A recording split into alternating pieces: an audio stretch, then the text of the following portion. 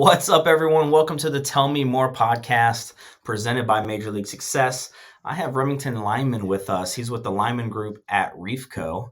And Remington, I know we connected, I don't even know, a couple months back now, just real quick, just to introduce ourselves. So thank you so much for taking time out of your day today to jump on here and just sharing your journey to getting into this business.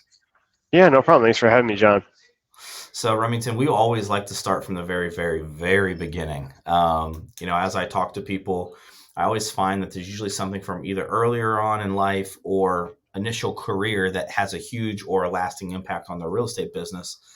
What was life like for you growing up? I mean, what was it like as a kid? Were you into sports, hobbies? Yeah. So when I was growing up, my parents actually met shooting in Alaska. One was on the Fairbanks, Alaska team, and one was on the Anchorage, Alaska team. And so after they graduated college, they moved back to Connecticut, my home town of Meriden, Connecticut, and continued the family business, which was a shooting range and gun store. And so I grew up shooting competitively. It's an Olympic sport. Not many people know about that. And I actually was fortunate enough to get a scholarship at the Ohio State University. And so I competed all my life, was super competitive, and was All-American, Olympic development team, did the World Cup circuit, did NCAA championships, led our team to the first NCAA championships, was captain there at OSU. So I had a pretty successful career. And then when I got out of it, I kind of got the 9-to-5 job at JP Morgan. Didn't really care for it too much, wasn't really rewarded for working hard. Um, and around the same time, about a year into my career, my roommate, old college roommate, and I had got an apartment together after college. We were kind of working in the same area, and we happened to buy a duplex. So we Huh. moved into one side of the duplex, rented out the other side, rented out the extra bedrooms on our side, and we were actually living rent free. The tenants were paying our mortgages, and we were making $50 a month. Oh, So wow. yeah, it was pretty cool. We really enjoyed that, and we are like, well, shoot, we should do this again. So 3 months later, we bought a 4 unit, kind of fixed it up, and we were cash flowing about $1,000 a month after we fixed that up. And we just bought another 4 unit. He quit his job because he's like, I don't really need to work anymore. I started mailing in at work, not working very hard. I started like going in a little bit early so I could leave early and started cold Yeah. calling for off market deals. And that's kind of what sparked the interest. I got laid off because I was not a very good worker at my job, JP Morgan, and got my real estate sales license and started this brokerage. Well, I got to unpack the very beginning of you just skipping through all of the accolades. Yeah. How did, obviously, I'm sure that's where you got the name, right? With hmm your parents. How did they get into that sport? Did they ever share like what got them into it? And then obviously, the family business, then you got into it, obviously. But Yep. that's a unique path. Yeah, especially in Connecticut. You don't really think of Connecticut and think of guns. Yeah. It's pretty anti-gun state, but no, my Connecticut and the East Coast actually used to be really big into guns. A lot of gun manufacturing, a lot of shooting ranges. So the family business had just always been on my dad's side of the family, and so his father and his grandfather had always been in the sport. Um, Not sure how my mom's father was border patrol down in Texas, so he was always into guns. So it's just a good way to get a scholarship that not many people know about. Well, So how do you go down that? I mean, obviously, it's not like a school sport, right? Or maybe it was. I don't know. yeah, there were actually 18 high schools in Connecticut, which isn't a Oh, very big wow. state that shot competitively. Okay. So then, what was that circuit like for you? One, I'm just curious because I don't even know. But what was that circuit like? I mean, was it treated at like? Did they have seasons, or was it more like Yeah, it was a winter traveling for sport. tournaments? Or We did both. So it was a winter sport. So we would, after I got done with water polo, in the fall, I would move right into rifle in high school, and I would shoot competitively, and led my team to the first high school championships showing, and, wow. and we actually won on a wild card slot. Second year, same thing, got the wild card slot in our conference, and then went to the championships and won that. And then the third and fourth year, we just blew the competition out of the water. But yeah, I was just did that in high school a lot, and then got picked up by the college recruiters. And then I was on the Olympic development team, so I traveled to Azerbaijan, to Spain, all over the country, competing for the U.S. too. What was that like? I mean, that is I've had Kim Mills on here. She's also a real estate agent, and she swam, at Michigan, Yeah. at a high level, and went out for the Olympic trials, Hmm. didn't make it. That's a lot of dedication. That's a lot of focus, putting in the late hours. I mean, what was that like for you at that time? At that stage of your life and your career. Yeah, I mean, I've always just filled my time with something. So, especially in high school, I went to a preparatory boarding school about 40 minutes away from my house. So I actually lived there.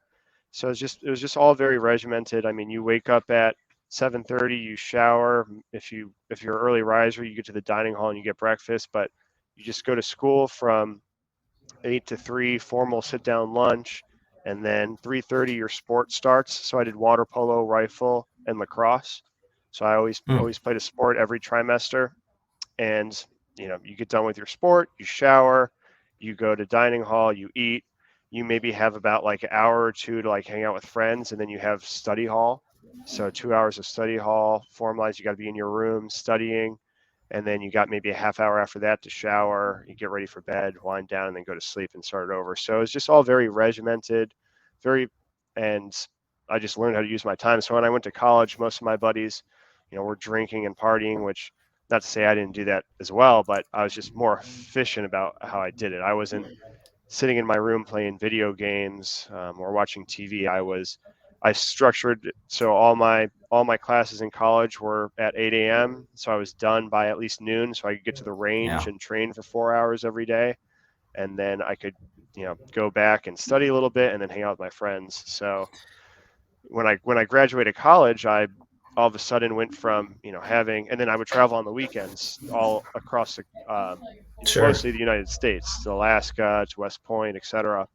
So when I graduated college, I found I had a lot of time on my hands. I mean, I would go in and work from 8 to 5, and then I wouldn't really have any homework or anything. So I started actually buying and selling video games, like old Nintendo video games. Oh wow. And real estate, you can make a lot more buying and selling. What So I'm curious, what got you into flipping video games? I was just bored and wanted to make more money. Were you And I were kind you of, educated about it? I mean, or was it just kind of you saw like an opportunity, or yeah, I because mean, you I, mentioned that you didn't really do many video games like in school and stuff and growing up because obviously you were very disciplined on your day, but yeah, was it not really. I mean, I'd played like Call of Duty and Halo and stuff, but never really. sure. Nintendo games have the most resale value. So that's no, I just looked up prices on eBay and figured it out and learned that way. What was running a business or entrepreneurship something that you were always interested in? Or Yeah, I think I kind of caught the entrepreneurial bug with my father kind of owning his business. So towards the end of his life, so he passed away about like 5 years ago. I had actually mm, started helping him kind of do social media for his company, set up Google AdWords for his company, and he wasn't really doing that well with the business. But when my mom took it over, I mean, we were able to 3x revenue and cut expenses just from like the business classes I had taken and kind of like high level consulting that I sure. had was able to give my father towards the end of his life, and then was able to kind of hand off to my mom. So that's kind of where I really got it and saw the potential growth in net worth, and then that's just kind of rolled into real estate. Now, post graduation, was that when all of the Olympic trials and all that stuff was happening, or is that during your collegiate career? Yeah, so the Olympic trials that I went to, actually it worked out really nicely. So as soon as I graduated my senior year, I only had to train for about 2 more months and then did the Olympic trials. So I was Okay. seventh on the Olympic trials and I needed to be first to get the quota spot. So unfortunately I missed it, but I was kind of done with rifle at that point anyways. So it was a Yeah. good kind of closing to the career. And you ended up graduating from Ohio State. Did you have a specific degree that you were interested in at the time? Yeah, I majored in finance and minored in economics. Okay. So Okay. now So now they have a graduation. real estate course, which is really nice. They didn't really have that when I was there. Yeah. What year did you graduate? 2016. Okay. Okay. Cool. So then after graduation, that's when you just kind of went into the work field with Chase. Yep. Yeah, I actually got a part-time job because I was so busy with Rifle. I kind of neglected getting like a good internship. So, and I knew I wanted to like be an investment banker working on Wall Street. So I'm like, okay, I got to find a way to get a job at Chase. So I was a bank teller my senior year for like 20 hours a week, doing that, which was kind of cool, because my parents were paying for my living expenses. I don't even know if they knew I had a part-time job. So I was able to, I put like 50% of my income from that job, which was not very much. It was like $10, 10.50 an hour into my 401k because I didn't need the money. And then Yeah. if my parents saw that I didn't have a lot of money in my bank account, they would just give me more money. So that's kind of cool. Yeah. So then you end up working through Chase, and you just happened to was buying that first duplex. Was that intentional? Like, did you know you wanted to get into the real estate investing space, or was it just that opportunity that you saw that we could potentially, hey, have a spot to live, get out of renting, and have someone cover the mortgage? Yeah, so a lot of people like read books about real estate investing and do a lot of research. I had no clue. It was just completely by accident. Wow. I went into contract on a single family, and you know, like most first-time home buyers, I got scared during the inspection period, and we terminated.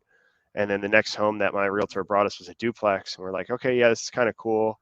We'll be able to rent out the other side and make some money. And then we realized we only had to bring like 6% down to closing, and it was my buddy and I. So it was only like $15,000 from our down payment, and our monthly payment was 2,000. So we rented up the other side for like 1,550, and we rented our extra bedroom for 500. So um, now I've got it rented for like 4,000. So it cash flows pretty well. How crazy is that? You Yeah. know, potentially going from owning a single family home, who knows if you would have gotten into investing after that, right? I mean, it's Right. just I think it maybe opened your eyes. So then you go from the duplex to the 4 unit, Mhm. um, then from the 4 unit to another 4 unit.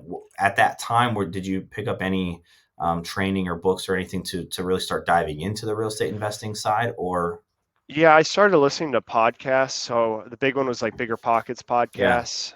So they're all about like real estate investing. But I was doing all the work myself. Like, I mean, as soon as we bought one property or one of our first 4 unit, the tenant died while I was doing a showing on the other side. Like literally, as I was doing the showing on the other side, he had a mm, massive heart attack. But he was like a smoker, so like I had to like scrub like nicotine off the walls. I actually had like my girlfriend at the time, now my wife, like helping me scrub the nicotine off the walls, and like we did all the work ourselves. We did all the plumbing, we did all the electrical, I had, which it was a good experience. But when we turned the water on, like we had to like hire like an actual professional to come in and fix everything that we had just done. right. Um, so yeah, that to answer your question. Now I didn't have any formal training, and that's what I recommend to my investors when they kind of meet me is and want to work with me and want to buy their first property. They're like, oh, what should my ROI be? What should my cash flow be? Like, how should I analyze this deal? I'm like, my best advice is to kind of like throw out the books and don't get stuck in analysis paralysis, because I have clients who've been working with me for 4 years now and have never bought a property. And I just say, hey, even if you had lost $10,000, $20,000 on this first property 4 years ago, you would have been able to learn from that, bought smarter, and known what you're doing in the next deal, and your Right. net worth could be 1-2 million at this point if you just started 4 years ago. Yeah. Yeah. Lead me up to the point of when you decided to get licensed and dive into this more as a career than just doing investing on the side. Yeah, so like I said, I was mailing in at work at JP Morgan. I mean, I was a terrible employee. My performance reviews were, I just like was not working basically. I would go in there and just be on my phone. Did And you did you lose interest in not wanting to go the Wall Street route anymore because you saw what the power of real estate investing was providing? A little bit, but really, they just when I actually got a new job like a year into working corporate after college, and it was a nice pay bump, but they didn't train me for 6 months because they were like super, super busy. So I just like sat in the corner of like this big office building for like half a year and didn't get paid. And then after they, or I mean, got paid but didn't do any work. So after they paid me for half a year without doing any work, I was like, well, I want to keep not I don't want to do work now that they're giving me work. I'm like, I don't want to do this. I still want to get paid. And Right. I want a passive income, not having to work for that, which that's why. And then I had these units over here that were making me passive income. I'm like, I'm just going to keep doing this. So I started doing the bare minimum not to get fired. And I would be like following up on my phone with owners and going in early so I could leave as soon as like my 8 hours hit, which at that point I was like on salary. So I was supposed to kind of work more than 40 hours, but I didn't care. And I'd go home and start cold calling and hitting the phones. So that's what really drove me. And then as soon as they had layoffs, I think I was probably like the first person they called in to lay off. And they're like, hey, Remington, like, here's your severance. I got 45 days severance, or no, I got 45 days on call employment. So basically, I was still working for them. If they needed me, I would have to go work. But I was Sure. in the private bank underwriting like ultra high net worth clients. So they didn't really want me in with access to their tax returns and personal financial statements if I was getting laid off because it's kind of like security risk. So Right. they're basically like, just go home. Like, we'll pay you. You're good. And then after that ended, I got 7 weeks severance.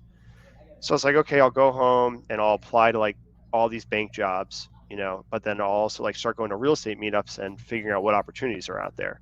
And through cold calling, I had met some mentors that I had been networking with. So I interviewed like a few different brokerages, all kind of had property management arm. And I interviewed this one guy who had his broker's license but didn't have a brokerage.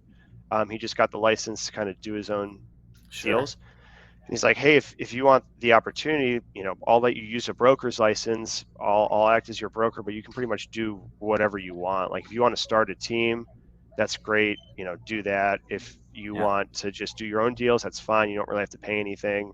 Um, and we can just see how it goes. So that was in 2019. Now in 2023, we've got 27 licensed agents now, and we got about Wow. 10 people in the training program. We mostly pull students from like OSU who are interested in real estate investing. There's one person right behind me, Ria, who's OSU student. We just had another OSU student who dropped out of college because the last 5 months he's been making $100,000 in commissions every month, and he just started in January 2022. So Yeah. it's just kind of a cool atmosphere. Every agent here pretty much owns real estate and is building towards that passive income, and we help clients do the same thing. Yeah. When you decided to get licensed and turn it into a career, um, did you have any doubters, supporters? Yeah, I mean, I guess not really when I decided to turn it into a career. My now wife was actually pretty supportive because I got a job offer back at JP Morgan, like right when my severance was ending for like more money than what I was making before. So I was like, hey, should I take this job? It's a guaranteed, 70,000 a year. Or should I like try the sales role? I just got my license, but I hadn't like made any sales yet. And she's like, well, you know, maybe do the sales for a couple of years. So everyone was very supportive on that. They knew I didn't like my job, but I would say I had doubters when I bought my first property. I had a bunch of people that were on my team that were like, "Hey, Remington," this was in 2017. They were like, "Hey, Remington, the real estate market's at all-time high. It's your people are getting into bidding wars. You maybe shouldn't buy real estate. Maybe wait for the market to go down." And we're here in 2023. The market hasn't gone down, especially in Central Ohio. And now I own a bunch of property. I own commercial buildings. I own apartment buildings. You know, I have a team of brokers. So, and they're still working their 9 to 5 job. And maybe instead of making 60,000 a year, now they're making 80,000 a year. And they Yeah. still hate their job. So I'm Yeah. very happy I didn't listen to them. Yeah. I mean, just imagine, right? Yeah. I mean, just over the last 5 years, I mean, geez, if you, and that's what I try to tell people. None of us are going to be able to predict the future, but at the end of the day, real estate is a safe investment long term. And it always goes up and it always comes back down, but usually that bounce back is a lot higher than it was the previous time. So Right. And I mean, there's you look at tech right now, everyone in Silicon Valley that was making good money, I mean, they're losing their jobs. And what I tell investors is like, hey, you think buying this duplex is risky, but I would say what you're doing right now is risky. How do you make money? And they're like, well, I only make money through my job. I'm like, okay, so you work for someone else? They're like, yeah. I'm like, well, what if that person comes in tomorrow and is like, hey, you're fired? You just went from your only source of income paying you to you making nothing.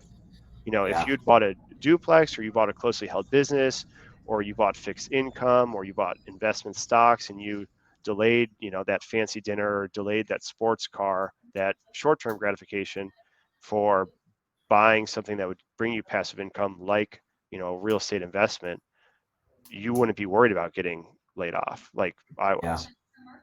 yeah. It's a false sense of security. You know, Exactly. I mean, that's what a W-2 salary is a false sense of security at the end Yep. of the But day. it works really well for employers. So Sure, sure. So specifically, and I don't know this, but are you only really helping or focused on helping people buy investments, or do you guys do all over? Your normal person that's buying the house to live in for 15 years, or are you narrowing down who your clientele is? yeah, so for me, like I help my buddies buy their houses, sell their houses. If I get like a doctor or I mean really whoever, if I get an easy lob, client, I'll help them, no problem. I've got a full-time licensed assistant that works solely for me. So he's better with people than I am, especially on the residential side of things, like first-time home buyer sellers. He's got, you know, more empathy and he's got more design talent than I do. He'll pretend to care a little bit more about the color of the house. So he does most of those showings. So to answer your question, yeah, I do it all. My agents, there's some agents here that focus 80%, 90% on first time home buyer sellers.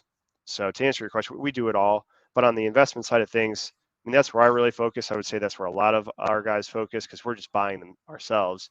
And then we do Yeah, all of Ohio. So we do a bunch of deals in Cleveland because it's so cheap. It's really great cash flow. I mean, you can buy a duplex for $80,000 and get 800 in rent per side. We do a lot yeah. of deals in Dayton, Cincinnati, Cleveland, Toledo, all over the place.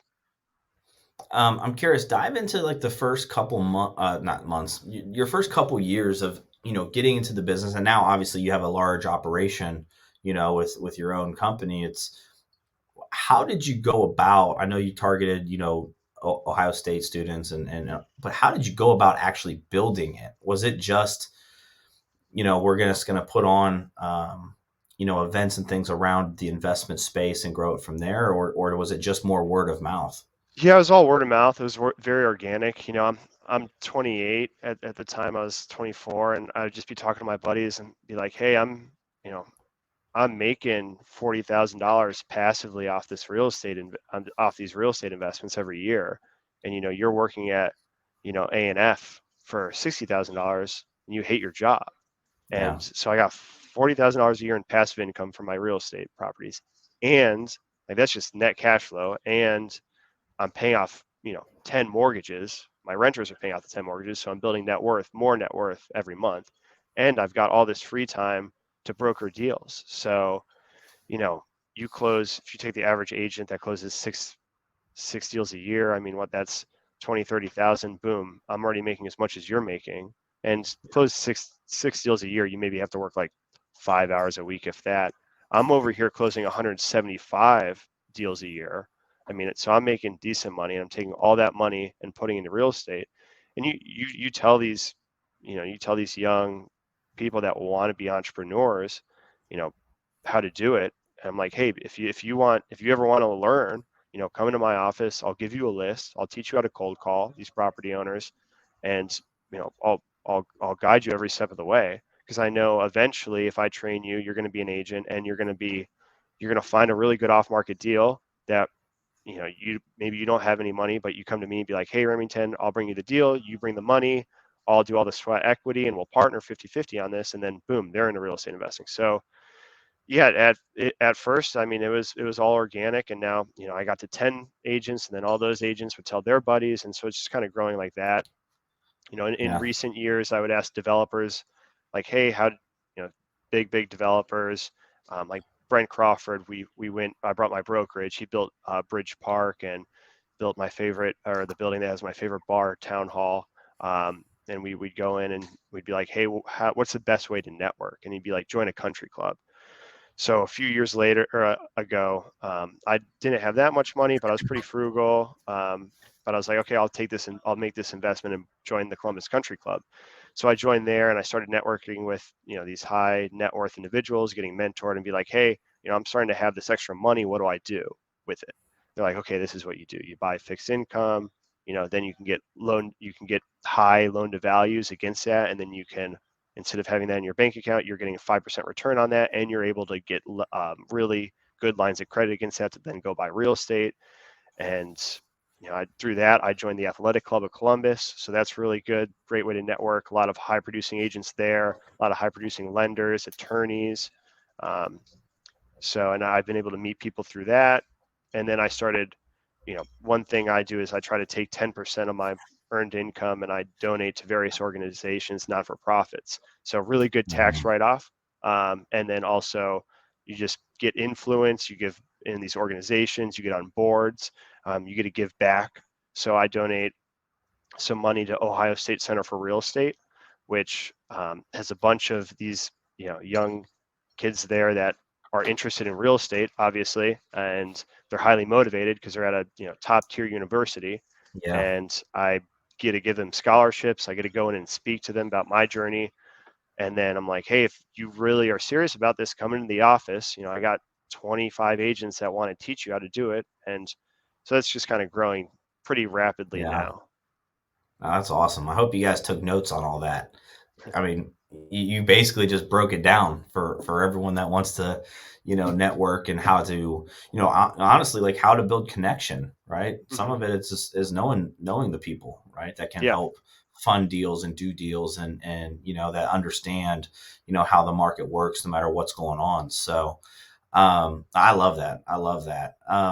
Remington, I want to kind of move towards future thinking, right? And Hmm. where you kind of want to go in the future.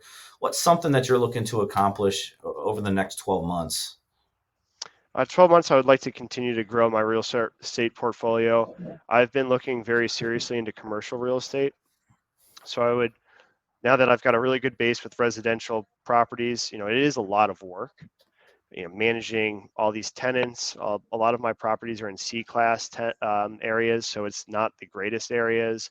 A lot of Section 8, which great program. I like affordable housing and giving, providing good properties to these tenants, but it's a lot of work. You deal with a lot of issues, drugs, violence, not only in C-class areas, but also A, B as well. Sure. The nice thing about commercial, which I'm really trying to get into, is it's triple net lease, so all your expenses get billed back to the tenants. You know, Chipotle, you deal with Chipotle's and stuff. They're not doing drugs, they're not setting their units on fire, they're not shooting, up their neighbors. So it's a much easier tenant class. You're able to just scale a lot better. So that's something I'm really looking forward to doing. Also, if I broker a duplex, maybe I make $3,000, $6,000 off the deal.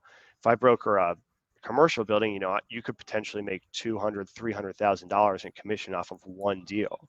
So, and it's not a whole lot more work brokering, one commercial building versus one duplex. I mean, maybe it's a little bit more work, but even if it's double, I mean, I'm just 100xing my income, Right.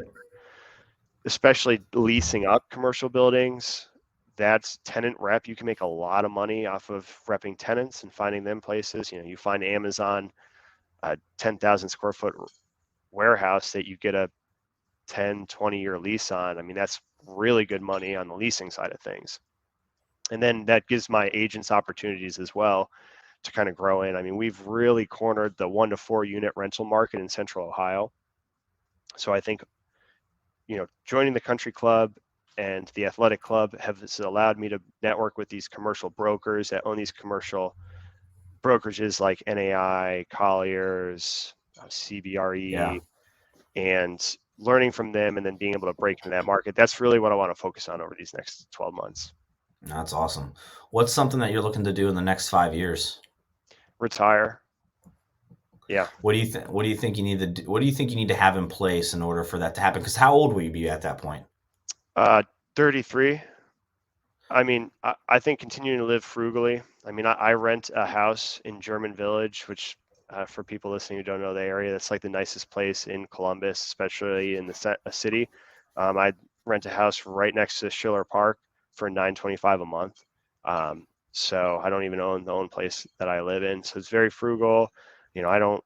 Yeah, I'm a part of these country clubs, but other than that, I don't really spend a lot of money on anything else. I drive my mom's hand-me-down car and everything. So, and then I just keep taking all the money I earn and buying assets that will make me more money.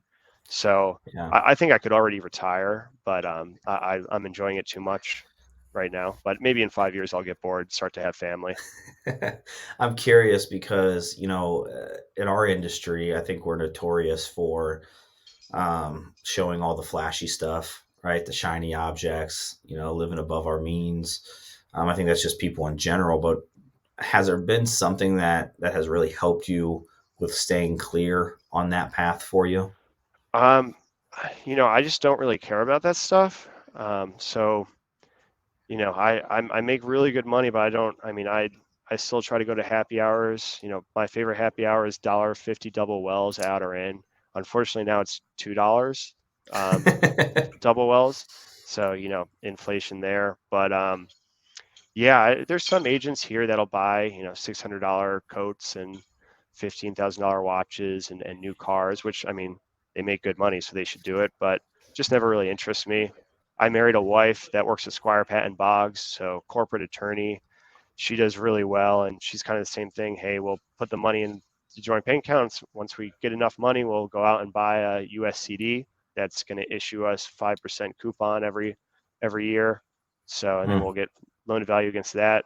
But I think I'm really just one of my goals is to have a big family. So I'm just kind of saving up money that I want to shoot for 10 kids and just go to all their sports games and teach them about being entrepreneurial and whatnot. So that's kind of, I think, what's driving me to save my money very aggressively. Wow, that's awesome. I mean, that's amazing. Because like I said, in this business, a lot of people just show you the fancy cars, the big houses, and a lot of it. I always tell people getting into, there's a lot of fluff and a lot of BS.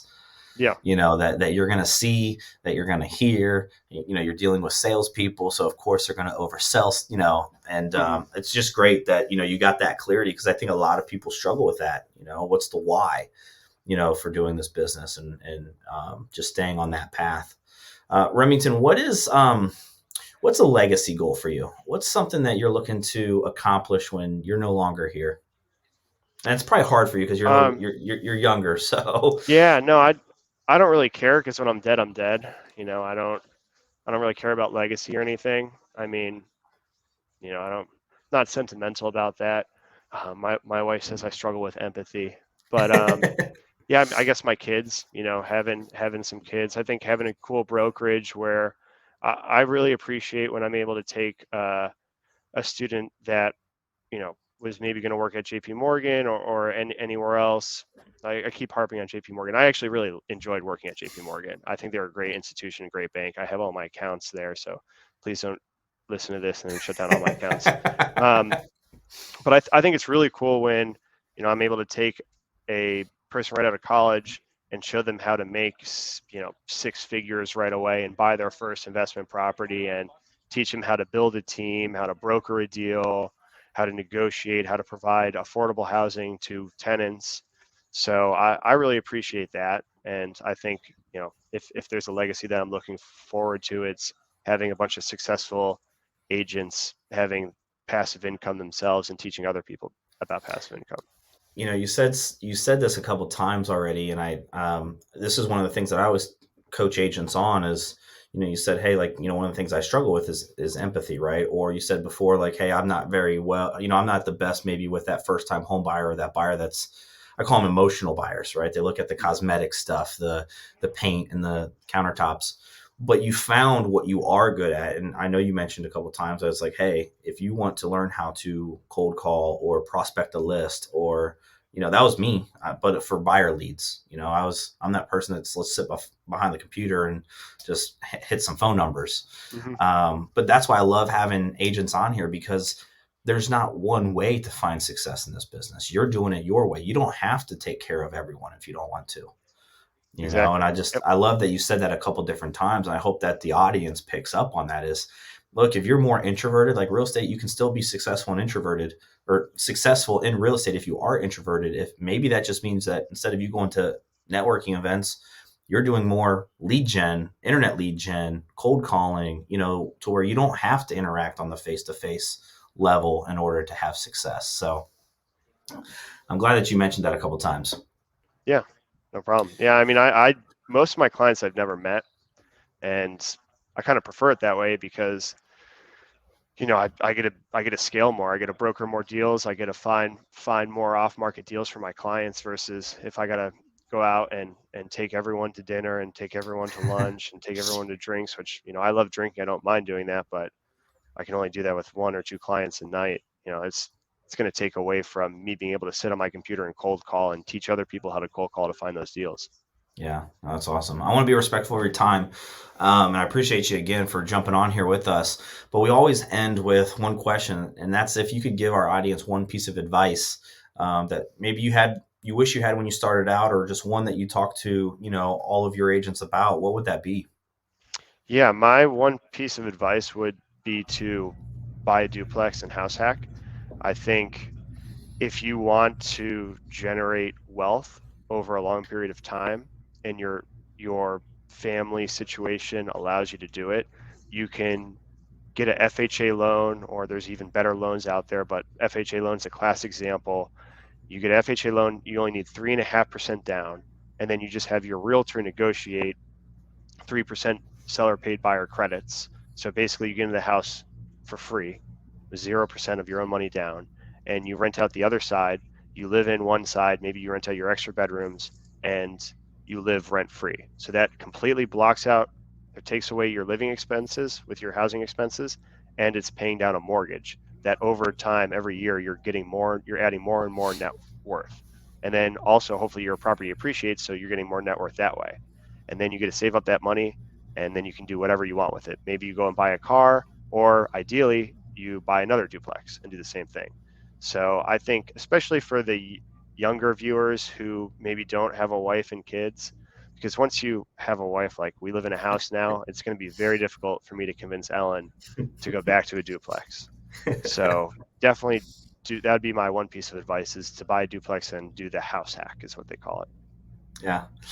No, that's awesome. Remington, for those that are listening in, and let's just say it's an investor, a client, or a real estate agent, or someone thinking about getting into the investing space, from an agent standpoint, what's the best way for them to connect with you, to pick your brain?